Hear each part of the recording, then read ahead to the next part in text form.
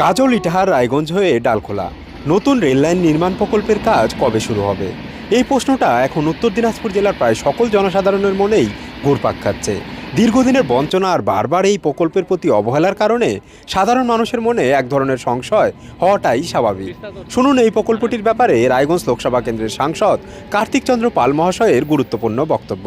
গাজল থেকে ডালখোলা পর্যন্ত যে নতুন রেলওয়ে লাইনটির অনুমোদন রেলওয়ে দপ্তরের থেকে দেওয়া হয়েছে, তো এটি নিয়ে অনেকের মধ্যেই সংশয় রয়েছে। এর আগেও বেশ কয়েকবার অনুমোদন দেওয়ার পরেও জমি জটের কারণে আটকে গিয়েছে। তো এইবার এই বিষয়টা নিয়ে কি চিন্তা ভাবনা করা হচ্ছে? জমি দেবে রাজ্য সরকার, টাকা দেবে rail. Kaliaganj Buniadpur already project চালু হয়ে গেছে, কিন্তু এখন অবধি যে অ্যাকুইজিশনের জন্য যেটা দরকার সেই প্রসিডিওরে যায়নি। ঠিক তেমনি আমাদের সাধারণ মানুষকে জন্য প্রতিবাদ করতে হবে, কারণ ভারত সরকার এবং আমাদের রেলওয়ে দপ্তর অনুমোদন দিয়েছে। আর রেলওয়ে দপ্তর এমন একটা দপ্তর যেখানে টাকার কোনো অভাব নেই, প্রকল্প আসলেই তার অনুমোদন হয়। সেই ক্ষেত্রে রাজ্য সরকার সহযোগিতা করবে আমাদের জমির জন্য।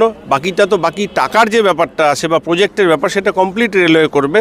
তো সেই ক্ষেত্রে রাজ্য সরকার দায়িত্ব নিয়ে, বা আমরা যারা লোকাল নাগরিক রয়েছি তারা দায়িত্ব নিয়ে, যাতে আমাদের উন্নয়নের ক্ষেত্রে যেন রাজনীতি কোনো বাধা নয় দাঁড়ায়, সেই জন্য সবাইকেই চেষ্টা করতে হবে। প্রকল্প বাস্তবায়ন কতদিনের মধ্যে হতে পারে? প্রকল্প বাস্তবায়ন দেখুন, সরকার অনুমোদন দিয়ে দিয়েছে।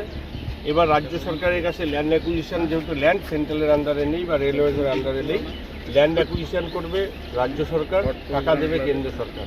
এবং আমাদের 100% চেষ্টা থাকবে আগামী দিনে যাতে খুব তাড়াতাড়ি আমাদের ডালখোলা থেকে রায়গঞ্জ যে রেল প্রকল্প এবং রায়গঞ্জ থেকে যেটা গাজল গেছে, যে প্রকল্প স্যাংশন দিয়েছে আমাদের রেলমন্ত্রী, সেই প্রকল্প যাতে দ্রুত বাস্তবায়িত হয় এবং ল্যান্ড অ্যাকুইজিশনের কাজ যেন পুরো মাত্রায় শুরু হয়ে যায়, সেই চেষ্টা আমাদের থাকবে।